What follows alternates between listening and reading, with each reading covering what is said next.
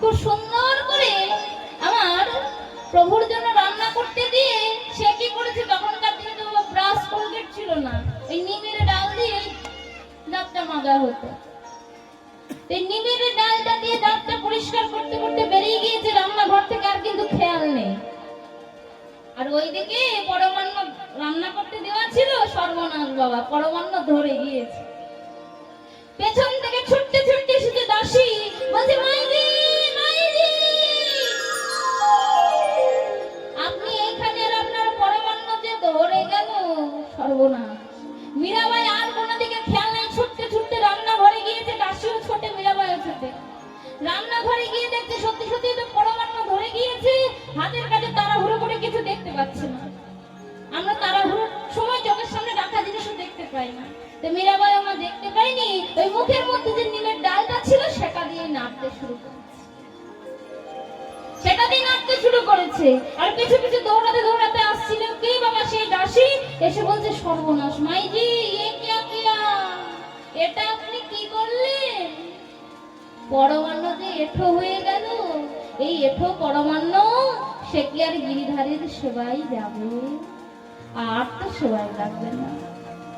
মীরাবাই তখনও বলেছিল, ওগো সে যে আমার মানুষ, সে যে আমার ভগবান, তাকে আমি আমার করে ভালোবাসি, তাকে মনে করি সে আমার স্বামী। আমার ভালোবাসা যদি সত্যি হয়ে থাকে, আমার ভক্তি যদি সত্যি হয়ে থাকে, আমার প্রেমে যদি কোনো খুঁত না থেকে থাকে, ওগো আমি যে তাকে নিষ্পাপ প্রেম করি, তাকে যদি ভালোবাসি, আমি মনে করি সে আমার স্বামী, আর সেও যদি আমাকে তার মনে করে থাকে, সে কেন গ্রহণ করবে না? ওগো আমি তাকে আমার মনে করে পুজো করি, আমি তাকে পাথরের মূর্তি মনে করে পুজো করি না। পাথরের মূর্তি হলে গ্রহণ করতো না, কিন্তু সে যে আমার, আমি তো তাকে আমার বলি, সে কেন গ্রহণ করবে না? ভক্তের ভক্তি দেখুন বাবা, কতটা অধিকার ভগবানের প্রতি, যে ভগবান তুমি আমার। কিন্তু আমাদের ভক্তরা, আমাদের যারা আমরা এখানে উপস্থিত আছি, আমরা ইহ জগতে বলি সন্তান আমার, পতি আমার, পরিবার আমার, পরিজন আমার, আমার টাকা, আমার পয়সা, আমার ধন, আমার দৌলত, ওগো কিন্তু অনাদির আদি গোবিন্দ, এই বিশ্ব ব্রহ্মাণ্ডের যিনি মালিক, যিনি আমাদের সুখে দুঃখে সর্বদা আমাদের পাশে থেকেছে, ওই তাকে তো একবার আমার বলতে পারি। হরি বল হরি বল। বলছে এই তো ভালোবাসা, এই তো প্রেম। মীরাবাই সেই দিনে বলেছিল দাসী, পত্থর পূজন সে হরি মিলে তো मैं पूजू पहाड़, मैं पूजू पहाड़, तुलसी पूजने से हरि मिले तो मैं पूजू तुलसी धार, तुलसी घर, गंगा नहाने से हरि मिले तो बहुत पावन करी, दूध प्यासे हरि मिले तो बहुत बत्सवाला, मीरा कहे बिना प्रेम से नहीं मिले नंदलाला। मीरा कहे बिना प्रेम से नहीं मिले नंदलाला। যে কথাটা বললাম একটু বুঝিয়ে দিই। মীরাবাই বলেছিল সেই দিনে সেই দাসীকে, ওরে পত্থর পূজন সে হরি মিলে তো मैं पूजू पहाड़, যদি পাথর পূজা করে আমি ভগবানকে প্রাপ্ত করতে পারতাম, আমি যদি একে পাথরের মূর্তি মনে করতাম, তাহলে এত ছোট পাথর কেন পুজো করব? বড় পাথরের পাহাড়কে পুজো করতাম, আমার তাড়াতাড়ি কৃষ্ণ প্রাপ্তি হতো। আরো বলেছিল কি, তুলসী পূজনে সে হরি মিলে তো मैं पूजू तुलसी धार, শুধু তুলসী মালা কণ্ঠে ধারণ করে, তুলসী গাছে নিত্য নতুন দিন জল দিয়ে যদি আমার গোবিন্দের চরণ পাওয়া যেত, আমি একটা আস্ত তুলসী গাছকে আমার কণ্ঠের সঙ্গে ঝুলিয়ে রাখতাম। আরো বলেছে, গঙ্গা নাহানে সে হরি মিলে তো বহুত পান করি, ওগো গঙ্গা স্নান করে যদি মনে করি আমাদের দেহ শুদ্ধ হয়ে গেল, আমরা গোবিন্দের চরণ প্রাপ্ত করতে পারবো। গো তোমাদের সকলকে বলে রাখি, গঙ্গা স্নান করলে দেহ শুদ্ধ করতে হয়, আর আমার গোবিন্দের সেবায় এই দেহটা না দিলেও হবে। যদি মন তুলসী নিবেদন করা যায়, মনকে যদি শুদ্ধ করা যায়, তবে একমাত্র গোবিন্দ প্রাপ্তি হবে, অন্যথা গোবিন্দ প্রাপ্তি হবে না। হরি বল, হরি বল। হরি হরি হরি বল হরি। আমরা বাবা যখন পুজো হয়, কোনো অনুষ্ঠান হয়, আমরা কি করি? গিয়ে গঙ্গা স্নান করে আসি, তাই না? তো গঙ্গা স্নান করি কেন? দেহটা শুদ্ধ হবে।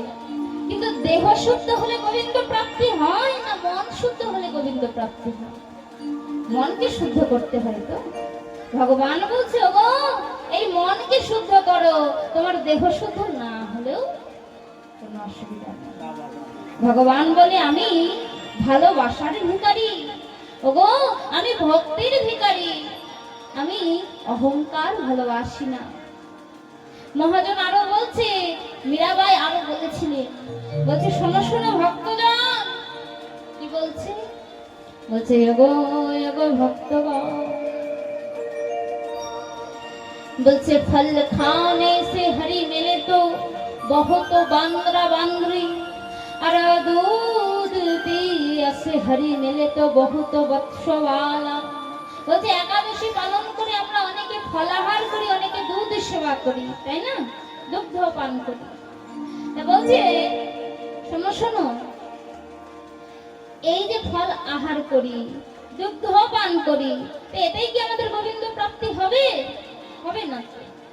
অনেক সময় আমরা কি করি?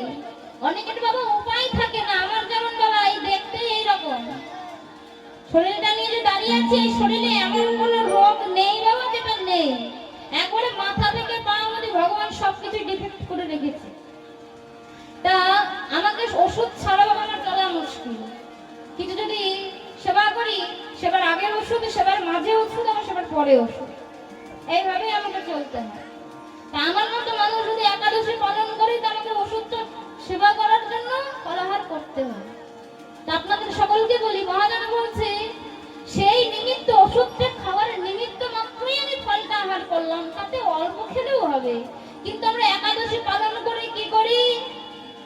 এক ঝুড়ি ফল খাই, তাই না? সেদিন আবার বেশি বেশি দুধ নিয়ে নিলাম। তা আপনারা বলুন মা, আমাদের অন্যান্য দিন যে খাবারটা খাই আমরা, তাতে যে অল্প একটু যদি কম বেশি হয়ে থাকে, সেই দিন আমার একটু বেশি বেশি বেশি হয়ে যায়। হরি বল। যে মায়ের আমার হাসছে তারা একটু ভালোই বুঝতে পারছে। তা আপনাদের বলি, ভগবান বলছে ওগো মনকে নিজের গোবিন্দের কাছে দাও, গোবিন্দের সাথে তোমরা সময়টা কাটাও, তাতেই গোবিন্দ সন্তুষ্ট হবে, তাতেই আমার গোবিন্দ খুশি হবে। আরো বলছে মন শুদ্ধ না থাকলে, অন্তর যদি শুদ্ধ না থাকে, গোবিন্দ কৃপা পাওয়া সম্ভব হয় না। আরো বলছে কি, শোনো শোনো, সর্বশেষ বলেছিল দুধ পিয়াসে হরি মেলে তো বহুত বৎসওয়ালা। ওই দুধ তো বাবা গাভীর বৎসগুলো, মানে বাছুরিগুলো সেবা করে, তা তারাও গোবিন্দের কৃপা প্রাপ্ত করতে পারতো, তারা তো কৃপা পায় না। বলছে ফল কারা খায়?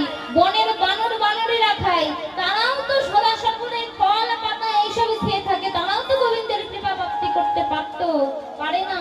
গঙ্গা স্নানের কথা যখন বললো, বলছে শোনো গঙ্গার পাড়ে যে পানকৌড়িগুলো বসে থাকে, বারবার জলে ডুব মারে আর ওঠে, তাদের তো আগে গোবিন্দ সেবা হতো, কিন্তু হয় না। মহাজন আরো বলছে শোনো শোনো ভক্তগণ, তোমাদের সকলকে বলে রাখি, বিনা প্রেম সে নাহি মিলে নন্দ লালা।